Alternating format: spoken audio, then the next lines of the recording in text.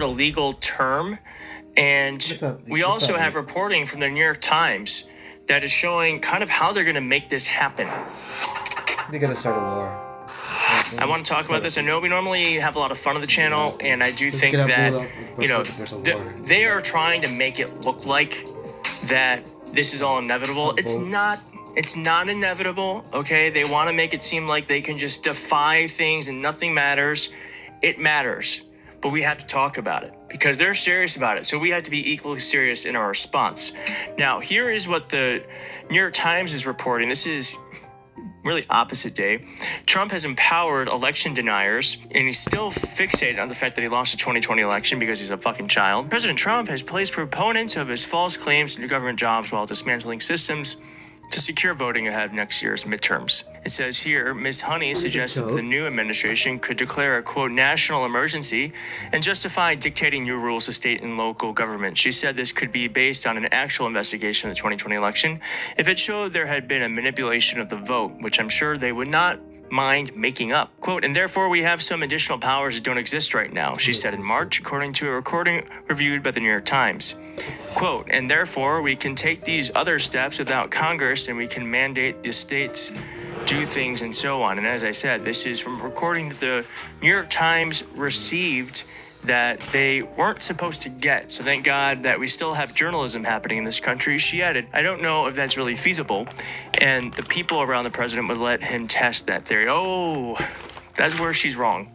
They're going to let you test the theory. Donald Trump is the, I think, only president to ever deny an election and to say that he won it when it was clear that he didn't. And by the way, Donald Trump took this to court a million different times. Didn't win one trial. They didn't even take a lot of this stuff to trial because they said there's no evidence. There is no evidence. But in the court of public opinion, it doesn't really matter if there's evidence or not. It goes on to say, Heather Honey, a high-profile denier of Donald Trump's loss in the 2020 election, has been appointed to a senior position in the U.S. Department of Homeland Security. Honey is a protege of Cleta Mitchell, a lawyer who tried to help Trump overturn the 2020 election results, and now she's in a senior position of the Homeland Security. And this is why it's really important that when people try to overthrow a government, that we adequately punish them for it. Merrick Garland, sorry if you don't like to hear this, but Merrick Garland is, in my opinion, kind of at fault for some of this. I also think Republicans like Mitch McConnell, who could have stopped this before any of it happened and just voted to impeach his ass, but they thought that he would never come back. Talking ako like maybe the last week of the sun.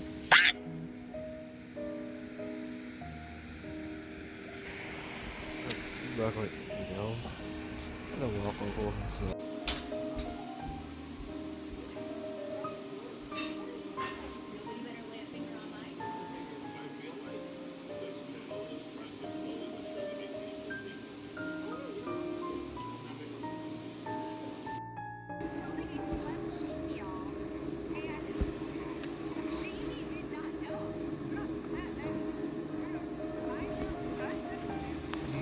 You did. They did not know Glenn Powell's name. Goodbye. No. No! She left. Jamie doesn't know who Glenn Powell is. He's everywhere. Isn't he like the new American like hottie?